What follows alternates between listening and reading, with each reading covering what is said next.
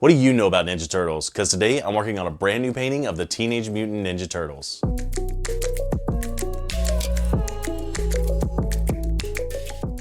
When I was a kid, Teenage Mutant Ninja Turtles were the must-have toy, show, movies, and everything.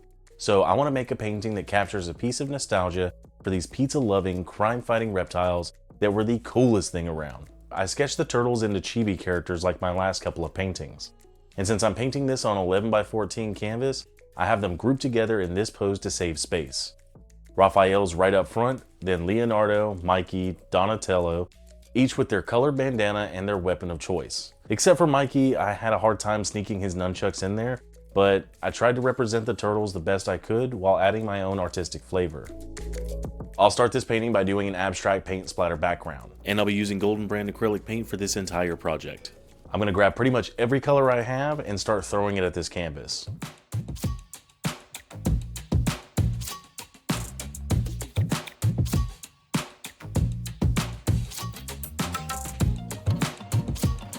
I don't have much experience doing abstract backgrounds, and I have a tendency to overthink pretty much everything I do while painting. So these abstract backgrounds are a way for me to relinquish a little bit of control over at least one aspect of my painting process.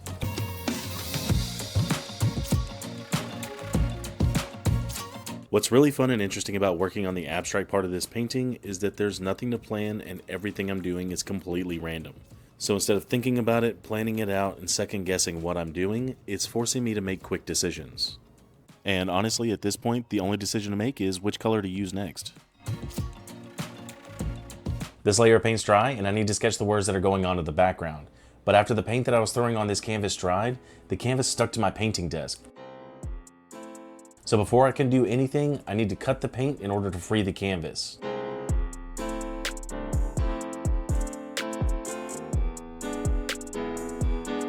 After finishing the background, I'm adding graffiti that relates to the turtles.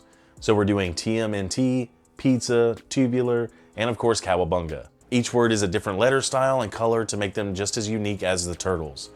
And this represents my love for street art and graffiti, which I've always admired and loved. Since I'm from Alabama, we didn't have a lot of graffiti or street art here, so I've only ever been exposed to it on TV, movies, or in books. I've always thought it looks so cool to have artwork on buildings, sidewalks, bridges, and I love to incorporate these into my paintings.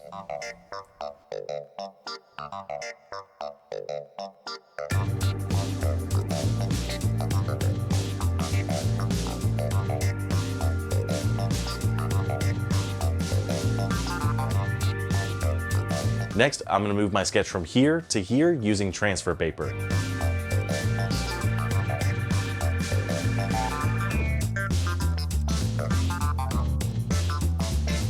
Then I'll use Posca markers to protect my sketch, and I'll use white paint to prime my painting areas. That way my paints will be more vibrant. If I paint directly onto my background, I end up having to use layer after layer after layer, and I already don't have a ton of time to paint as it is, so putting a layer of white first takes me about an hour, and it actually saves me about 4 hours.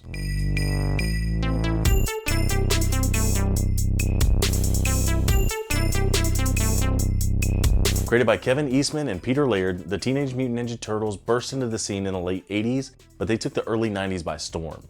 Leonardo, Michelangelo, Donatello, and Raphael trained in ninjutsu by Sensei Splinter, living in the sewers of New York City and fighting against the evil Shredder and his Foot Clan. They blended humor, action, and a love for pizza into this perfect concoction that has always made them awesome.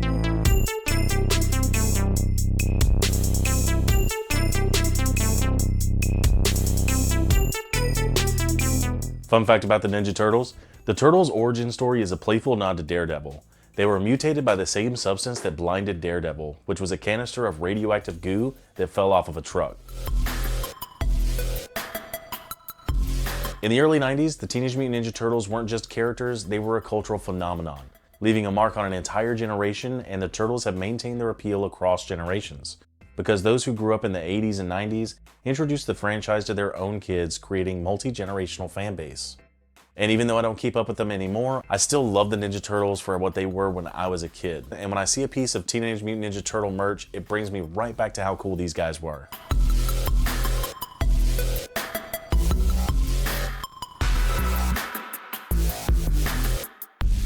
When I was a kid, the first thing that captivated me about the Ninja Turtles was the release of the live-action movies. It was the right level of ridiculous that made it instantly popular. There was a sequel and then a third installment where the Turtles went back in time to feudal Japan.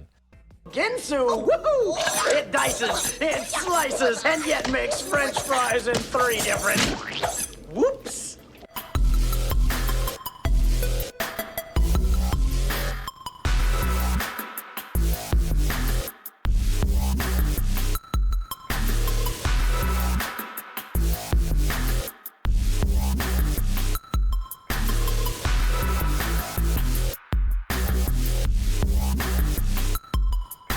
Another fun fact about the Ninja Turtles, in the live-action TV series Ninja Turtles: The Next Mutation, which aired in 1997, there was a female Ninja Turtle named Venus de Milo. The show was canceled after season 1 and she was never accepted by the fans, so her story was never resolved and she was forgotten.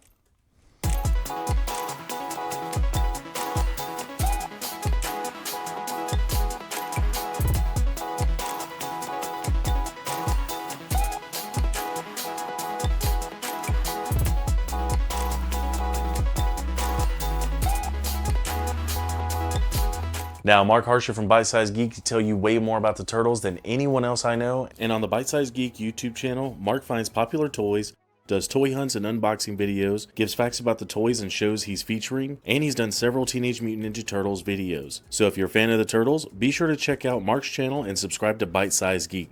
That's it for this painting, so let's take one last look at the finished product.